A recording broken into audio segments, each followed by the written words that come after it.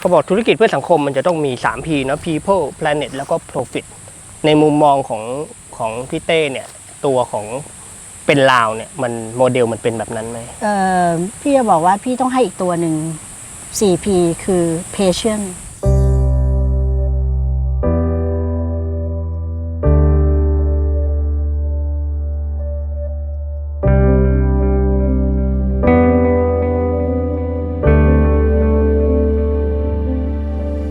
พี่สนใจเรื่องปัญหาสังคมมาแต่ไหนแต่ไรแล้วก็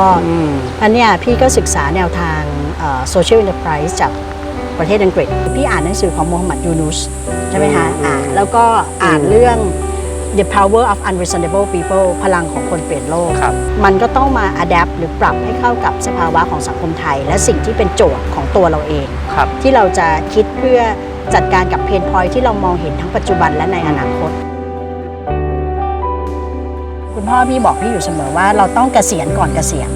หางานที่เหมาะสมกับตัวเราเพื่อให้เรายังคงมีความเป็นคุณค่าและยังคงมีศักดิ์ศรีไม่ต้องพึ่งพาผู้อื่นฟาร์มก็เปิดดำเนินการอยู่แต่พอปีที่10ฟาร์มปิดลูกน้องก็ล่ำร้องห่มร้องไห้มาหากันที่เขาใหญ่ประกอบกับสิ่งโดยรวมมาก่อนเนี่ยมันทำให้พี่ต้องคิดว่าพี่จะทำยังไงคือพูดง่ายพี่ไม่มีตังค์แจกให้กับทุกคนเพื่อให้เขาไปตั้งตัวหรอกโจทย์ก็คือ1ต้องหางานต้องสร้างงานที่ใช้คนก่อนคนอื่นคิดจะลดคนแต่เราไม่ได้เราต้องทำงานที่ใช้คนไม่ดีเท่ากับทำอาหารอีสานนี่แหละแล้วประกอบกับลุงป้าที่เขาเป็นลูกน้องเก่าสมัยทำฟาร์มชื่อ GP เนี่ยก็เป็นคนอีสานคลาสไหนก็กินอาหารอีสานได้ทั้งวี่ทั้งวันมันต้องมี1 มื้อแล้วมันกินได้บ่อยพี่ทดลองทำขายเฉพาะเสาร์อาทิตย์ที่เป็นตู้เล็กๆเนี่ยมาก่อนหน้านั้น6 เดือนจนเราเมคชัวร์ว่าอย่างน้อยมันขายได้แล้วพอเรามั่นใจเราก็คิดว่านี่แหละเป็นสิ่งที่เราจะทำต่อไปการสร้างธุรกิจที่เกิดขึ้นในสภาพชุมชนที่มันไม่ใช่365 วันโจทย์สำคัญคือสร้างงานแล้วก็เมื่อเขาพอสร้างงานแล้วธุรกิจกับประกอบกับมันเจริญเติบโตขึ้นเรื่อยๆเพราะนักท่องเที่ยวมันก็รู้จักเขาใหญ่มากขึ้นเราก็เลยทำเป็นลาวซึ่งเรามีนิยามของร้านเป็นลาวว่าเราคือ community restaurant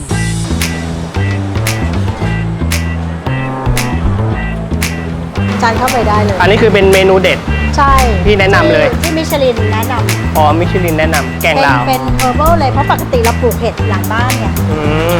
แต่นี่เห็ดไม่พออันนี้เมนูกากหมูคั่วพริกเกลือเอาไปคั่วพริกเกลืออร่อยมากจ้ะข้าวโพดนี่เป็นซิกเนเจอร์ของปากช่องเราก็ออกเมนูเพราะเวลาเราคิดเรื่องเมนูนี้เราต้อง work with community เนาะผัดหมี่โคราชนะอันนี้เมนูอร่อยมากที่ชอบมากเดี๋ยวจะต้องลองอันนี้เราทำงานกับน้องเด็กโสดหนวก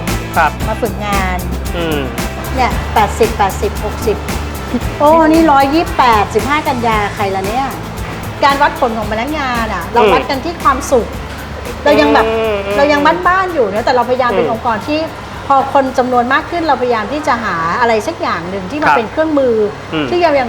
ยังทำให้เรามีความสุขและรักษาสมดุลในการทำงานกับคนหลากวัย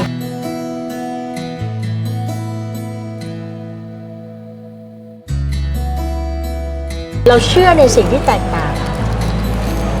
เราคือแกะดำเราต้องมีพลังที่เราจะคอนวินส์คนอื่นแต่เราต้องเชื่อก่อนไง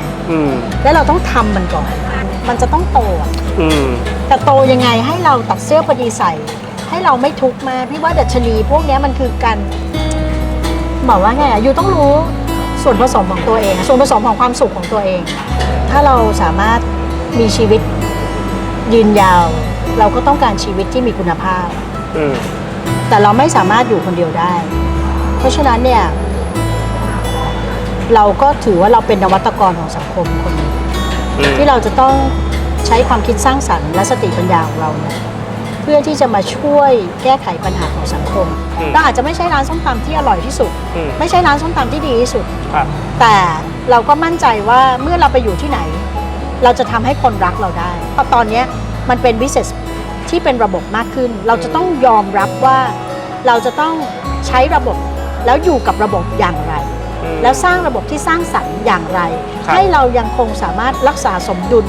ในการดำเนินชีวิตของเราให้ได้ ภายใต้อัมเบร่า on the plateau เพราะพี่ไม่อยากให้มันโตจนพี่ไม่มีความสุข แต่พี่ก็พบว่า economy of scale ก็เป็นสิ่งสำคัญ เราก็มองเห็นพนักงานว่า โอ้โหแบบเขามีลูกเต้าต้องดูแล เราจะมาเห็นแก่ตัวอยู่ได้ไง มันเลยทำให้พี่ต้องปรับความคิด แล้วยอมให้มันเป็นธุรกิจ แต่มันจะต้องเป็นธุรกิจที่พี่ยังเดินเข้าบ้านแล้วมีความสุขนะ ผิดก็ต้องยอมให้ผิด เราไม่ได้ทำถูกทั้งหมดหรอก เราเจ๊งมาก็เยอะ เราพลาดมาก็แยะ แต่ม้วนตัวให้เร็วไก่สายพันธุ์โคราชของมทสที่เขาทำงานวิจัย แล้วก็เป็นไก่ slow grow ค่ะ เลี้ยงประมาณไม่เกิน 60 วัน ครับ เป็นช่วงทดลองเราเลยต้องดูแลเองก่อน เพราะว่าถ้ามัน success ปุ๊บ เราจะให้กับชาวบ้านในชุมชนนี้ อันนี้เพิ่งเอามาไม่ถึง3 อาทิตย์อะครับ เดี๋ยวไปดูกัน อันนี้จริงๆแล้วปกติเขาทำเป็นอาหารนะคะแต่เราก็ตั้งใจว่าจะได้แจกจ่ายเพื่อนบ้าน จะซื้อของจาก Modern Trade หรืออะไรก็แล้วแต่ต้องไม่ขี้เกียจอย่าซื้อเกิน 40%แคปเอาไว้ อีก 60 คุณต้องซื้อรายย่อย ซื้อชุมชนคนปลูกเห็ดผักจากวังน้ำเขียวมะเขือเทศอะไรคือคุณต้องช่วยคนในโลคอลเนี่ยให้เขาได้ direct injection มันคือการสร้างสายสัมพันธ์กับชุมชนในระยะยาว ซึ่งมันคือ long term มากๆแล้วมันเห็นผลมาจนถึงทุกวันเนี้ยพี่เป็นคนเชื่อในเรื่องพลังของคนตัวเล็กที่จะสามารถเปลี่ยนแปลงโลกโดยเริ่มต้นจากตัวเองคุณต้องมีความอดทนมากเพราะคุณไม่ใช่ทุนใหญ่งั้นก็ไม่รอดไม่รอดคือคุณจะล้มเลิกมากกว่าล้มเหลวพี่ว่าคนตัวเล็กเราม้วนตัวมาแต่ไหนแต่ไรแล้วและนี่คือเหตุผลที่ว่าทำไมเราถึง resilient แล้วทำไมเราถึงรอดมาได้จากช่วงที่เกิดวิกฤตเรามีร้านอันหยั่งก็ได้ที่เราไปเปิดที่สิงคโปร์กับพาร์ทเนอร์ซึ่งก็ได้มิชลิน3 ปีแล้วเปิดมา5 ปีแล้วนะคะที่สิงคโปร์70 ที่นั่งที่นี่250แล้วมีที่หัวหินที่เพิ่งเปิดแล้วมีที่กรุงเทพชื่อมวนเซนก็เพิ่งเปิดแพชชั่นเดียวที่พี่เหลืออยู่ที่ว่าทำไมถึงขยายธุรกิจมีเรื่องเดียวจริงๆเรื่องการสร้างงานแล้วเพื่อเป็นโอกาสในการเชื่อมต่อกับชุมชน